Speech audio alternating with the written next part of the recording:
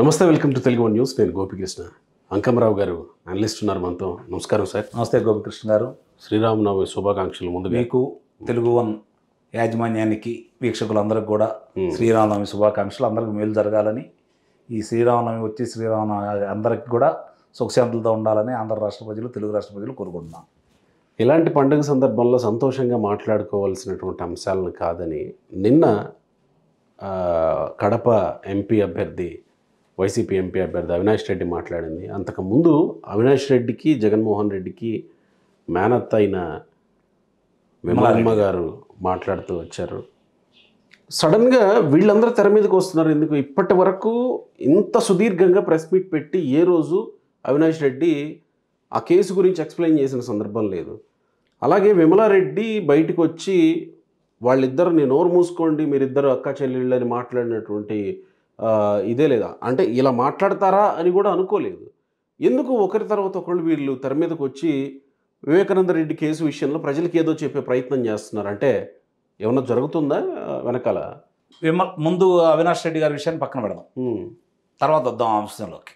విమలారెడ్డి గారు వైఎస్ రాజశేఖర రెడ్డి గారు చనిపోయినప్పుడు నుంచి మొదలు పెట్టుకుంటే ఈ రాజకీయ ప్రస్థానంలో జగన్మోహన్ రెడ్డి గారికి ఏ రోజైనా సరే వచ్చి సంఘీభావం తెలపడం కానీ ప్రచారం చేయటం కానీ చేయలేదు కదా. అవును. ఆ రోజు ఇతను కారాగార వాసం అనుభవించే సమయంలో 16 నెలలు ఖాళీ బలకం కట్టుకొని మోకాలి చికిత్స కూడా చేసుకొని తిరిగి పాదయాత్ర చేసి అందరికీ మళ్ళీ పార్టీని బతికించిన వ్యక్తి వైఎస్ షర్మిల. వైఎస్ షర్మిల, ఇది గుర్తుపెట్టుకోండి మీరు. వైఎస్ షర్మిలారెడ్డి పాదయాత్ర చేసినప్పుడు వైఎస్ షర్మిలారెడ్డి రాజశేఖర రెడ్డి కూతురు, జగన్మోహన్ రెడ్డి గారి చెల్లెలు, విజయలక్ష్మి గారి కుమార్తె. పాదయాత్ర చేసినప్పుడు, ఓదార్పు యాత్ర చేసినప్పుడు, తర్వాత ప్రచారం చేసినప్పుడు వైఎస్ షర్మిలారెడ్డి. మొన్న 2019 అధికారం రాబోయే ముందు మళ్ళీ ప్రచారం చేసినప్పుడు కూడా వైఎస్ షర్మిలారెడ్డి. ఈరోజు ఆమె వైఎస్ షర్మిలారెడ్డి కాదని ఎవరు చెబుతున్నారు? ఎందుకు మాట్లాడాల్సి వస్తుంది? మురుసుపల్లి షర్మిల శాస్త్రిని ఎందుకు అంటున్నారు అంటే, ఆ రోజు మీకు ఉపయోగపడినప్పుడు షర్మిలారెడ్డి మీ చెల్లెలు, రాజశేఖర రెడ్డి గారి కుమార్తె. ఈరోజు ఎందుకు ఆమె కాదనకుండా పోతున్నారు మీరు? అంటే మీకు వ్యతిరేకంగా మాట్లాడుతున్నారని. మీ కుటుంబ సభ్యురాలు, నీ చెల్లెలు, నీకెందుకు వ్యతిరేకంగా ఎందుకు మాట్లాడిద్ది? మాట్లాడితే నా అక్క చెల్లెళ్ళు, నా అన్నదమ్ములు, పిల్లలకి నేను మేనమామని, అవ్వ తాత మాట్లాడుతున్నారు కదా. నేను స్త్రీల పక్షపాతిని, మహిళల రక్షణ కోసం నేనే ఉన్నాను, యేసు ప్రభు తర్వాత నేను యేసు ప్రభు అంత వాడిని అని చెప్పని ప్రచారం చేసుకునే జగన్మోహన్ రెడ్డి గారు, నీ చెల్లెలు, నీ రక్తం బంధువు పుట్టిన వైఎస్ షర్మిలారెడ్డి గారు, ఆ రోజు వైఎస్ షర్మిలారెడ్డి గారు అయిన వైఎస్ షర్మిల ఈరోజు మురుసుపల్లి శాస్త్రి అయిపోయింది కదా.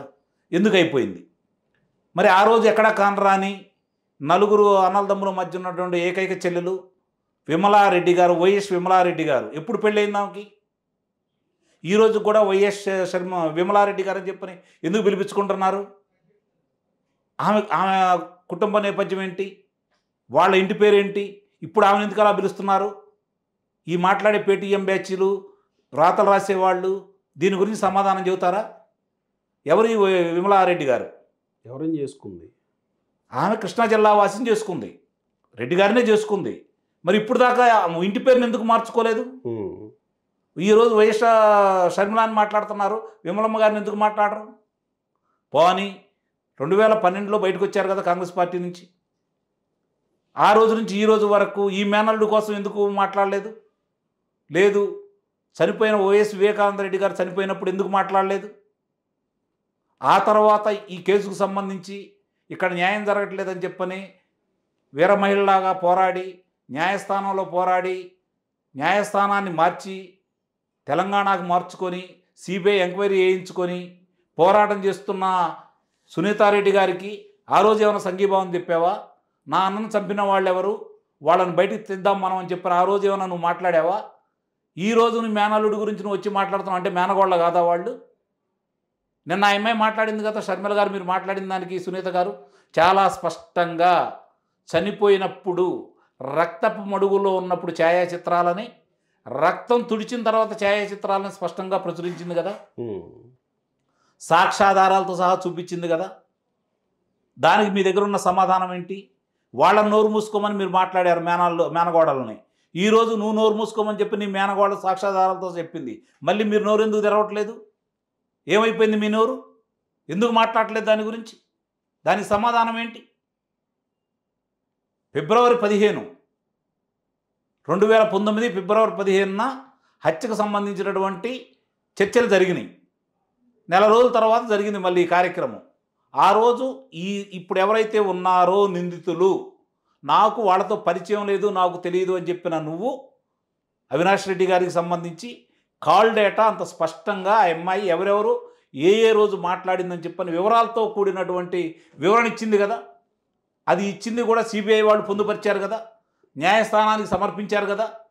న్యాయమే గెలుస్తుందన్న నువ్వు నిజానిజాలు తెలుస్తాయంటూ చెప్తున్నటువంటి అవినాష్ రెడ్డి గారు ఈరోజు సిబిఐ వాళ్ళు నాయనా రా నిన్ను విచారిస్తాను అంటే నువ్వు ఆడిన నాటకాలేంటి? నువ్వు చేసిన రచ్చ ఏంటి? నువ్వు చేయించినటువంటి హడావుడి ఏంటి?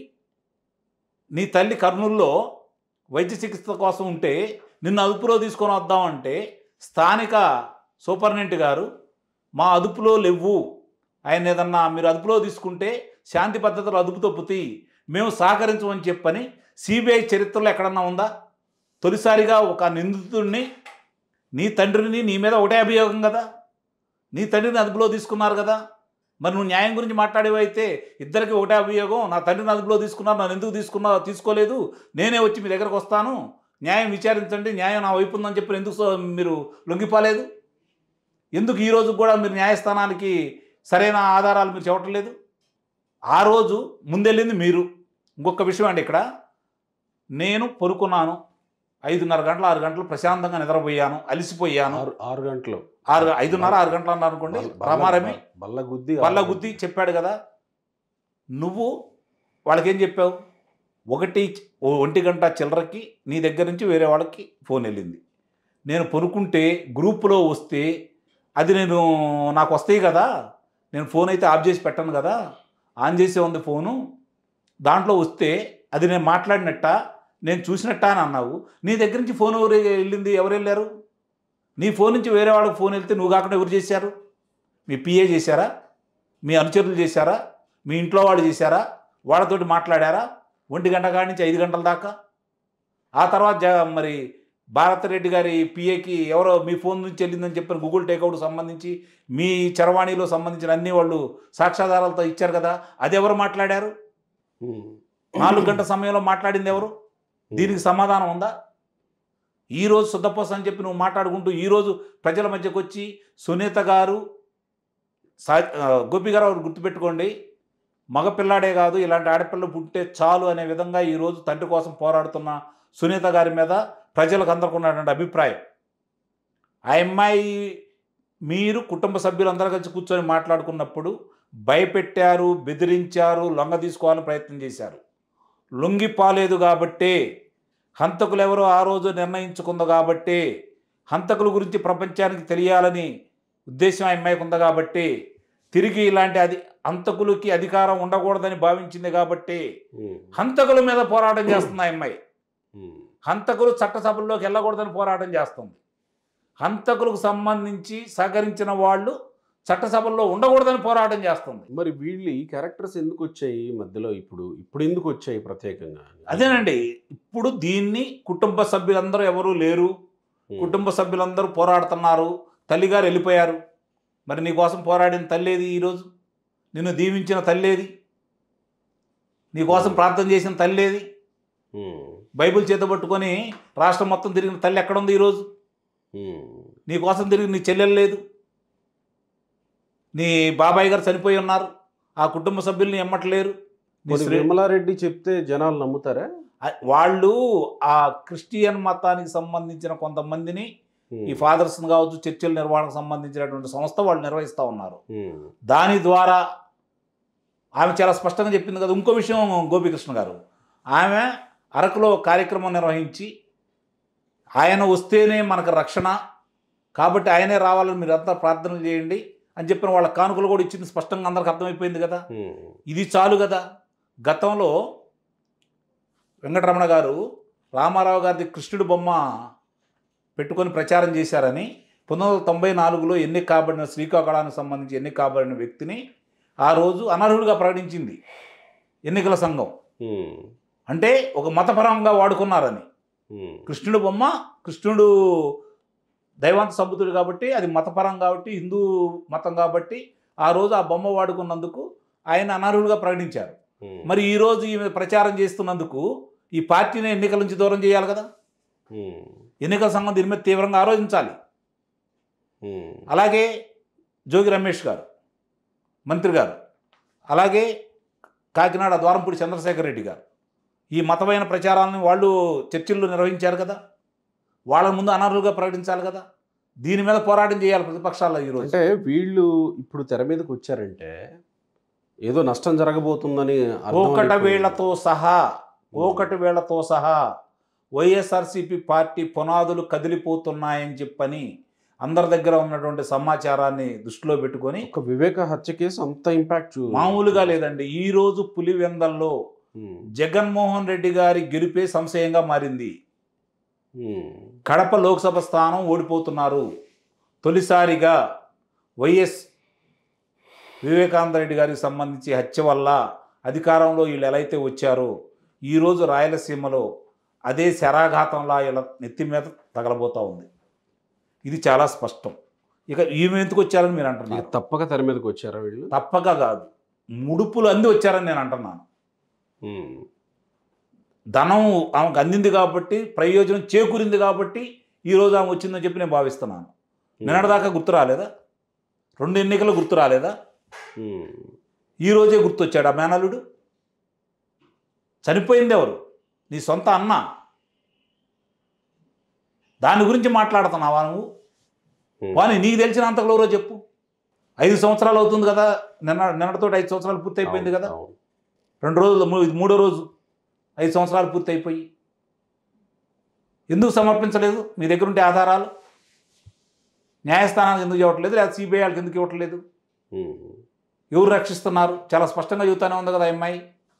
ఎవరు రక్షిస్తున్నారు, ఏమేమి జరుగుతుంది అనేది. మరి ఇప్పుడు వీళ్ళు బయటకు వచ్చి చెప్పి ఏమన్నా సాధించినట్ట, ఉన్నది కూడా కోల్పోయినట్టే అనుకో. ఉన్నది కూడా కోల్పోయినట్టే, అందుట్లో అనుమానమే లేదు. అంటే సహకరించకపోగా, న్యాయం చేయాలి అని సహకరించకపోగా, ఆ అబ్బాయి చిన్నపిల్లోడు, మీకంటే 10 ఏళ్ళు చిన్నోడు, ఆ అబ్బాయి మీద ఎలాంటి నిందలేస్తారా అని చెప్పుకుంటూ వస్తుంటే జనాలు ఎట్లా తీసుకుంటారు దాన్ని? అదేనండి, ఇప్పుడు ఏమనుకుంటున్నారు అంటే హత్య చేసేవాడికి వయసుతో సంబంధం లేదు, హత్య చేయించే వాళ్ళకి వయసుతో సంబంధం లేదు, చిన్న పెద్ద వ్యత్యాసం కాదు. ఇక్కడ జరుగుతున్న పరిణామాలు ఏంటి? వైఎస్ వివేకానంద రెడ్డి గారిని ఎవరు చంపారు? అవును, నారాసుర రక్త చరిత్ర అని చెప్పని పుంకాలుగా ప్రచురించింది ఎవరు? దాన్ని ఎన్నికల్లో వాడుకుంది ఎవరు? విజయం సాధించింది ఎవరు? వాళ్ళు. ఈరోజు అది పక్కెళ్ళి, మీరు ఒకటి ఆలోచించండి గోపి గారు, నారాసుర రక్త చరిత్ర పక్కెళ్ళిపోయింది, లోకేష్ బాబు గారు పక్కెళ్ళిపోయారు, ఆదినారాయణ రెడ్డి గారు పక్కెళ్ళిపోయారు, బీటెక్ రవి గారు పక్కెళ్ళిపోయారు. ఎవరున్నారు ఈరోజు ముఖ చిత్రం ఎవరిది కనపడుతుంది? వాళ్ళ కుటుంబ సభ్యులే ఉన్నారు కదా. మరి ఒక లోక్సభ సభ్యుడై ఉండి 5 సంవత్సరాలు లోక్సభ సభ్యుడిగా నువ్వు వెలగబెట్టి మళ్ళీ ఎన్నికల్లో పోటీ చేయబోతున్న నువ్వు అంత రక్తపు మడకల్లో పడి ఉంటే విజయసాయిరెడ్డి గారు ఇది గుండెపోటు అని చెప్తే అది ఆ రోజు కాదని నీకు తెలీదా? ఇంకోటి చూడండి, అంటే మనం అన్నానంటారు కానీ ఒక్కసారి మీరు ఆ వీడియో పరిశీలిస్తే ఇక్కడ సెల్ ఫోన్ ఉంది అవినాష్ రెడ్డి గారికి, చెయ్యి ఇక్కడే ఉంది, మీరు కావాలంటే చూసుకోండి. మళ్ళీ చూడండి, శవాన్ని తీసుకెళ్లే సందర్భంలో కావచ్చు, లేకపోతే ఈ తీసుకెళ్ళి కావచ్చు, ఇది ఎట్లానే పెట్టుకుని ఉన్నాడు. ఎందుకంత జాగ్రత్తగా ఫోన్ కాపాడుకున్నాడు? ఇందాక అమ్మాయి అడిగింది కదా నిన్న, నీ ఫోన్ ఒకసారి సిబిఐకి అన్నీ బయటకు వస్తాయని. మీరు చూడండి కావాలంటే. తెలిసిపోయింది, ఈ పాటికే జరగాల్సిన నష్టం జరిగిపోయింది. నష్ట నివారణ చర్యలో భాగంగా మేనత్తను బయటికి తీసుకొచ్చారు, కానీ ఇంకా ఎక్కువ నష్టం జరుగుతూ ఉంది. బూమరాంగ్ అయింది. ఒక్కోటి ఎట్లానే జరుగుతూ ఉండే. 2019 వరకు కలిసి వచ్చినాయి, ఇప్పుడు అన్నీ ఎదురు తిరుగుతున్నాయి. ఎందుకు ఎదురు తిరుగుతున్నాయి? మీరు చేసినవన్నీ మీకే చుట్టుకుంటున్నాయి. మీరు మంచి చేస్తే మీకే చుట్టుకుంటుంది కదా, మంచి మీకే జరిగేది. మీరు చెడు చేశారు కాబట్టి తిరిగి మీకే జరుగుతూ ఉంది. Right sir, thank you.